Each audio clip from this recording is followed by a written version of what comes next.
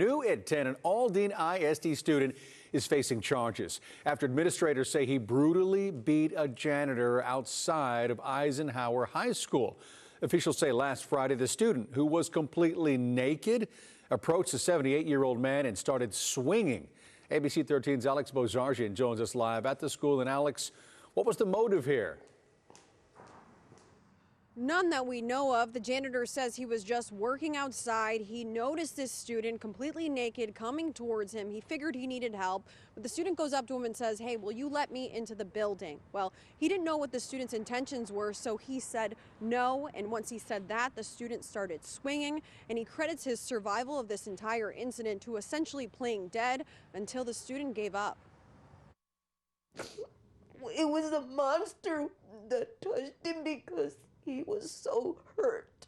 Martina Galvez says it's unbearable to see her husband in this condition. She says he sustained these injuries at Eisenhower High School, where he works as a janitor. You need EMS at Eisenhower. You notified them already. In reference to what? That's Aldine ISD police officers over the radio after Simon Galvez called for help.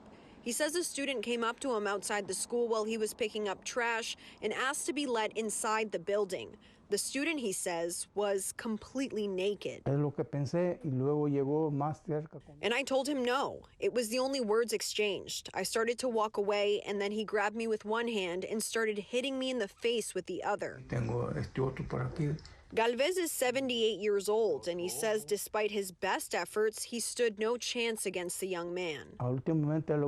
After the last blow, he started to choke me. He put both hands around my neck, and here you can see the marks. This is what Galvez looked like after the attack. Eyes swollen shut, bruising around his neck, a dislocated finger, all of which is still healing. It destroyed me because I thought he was gonna die. That's what I say when I saw him. I said he's gonna die. The student was brought into custody shortly after the incident. Be advised, I have a Hispanic male detained at the moment in the backseat of my car, and he's naked. In a statement, Aldine ISD commended Galvez for, quote, preventing the student from getting into the school where he might have harmed others. I was just thinking about the security of the school, and I put my life at risk for it. Galvez has been with the district for over 2 decades. He does plan to go back to work, but he says he has to switch to a less labor-intensive position because of his injury, something that he's pretty upset about.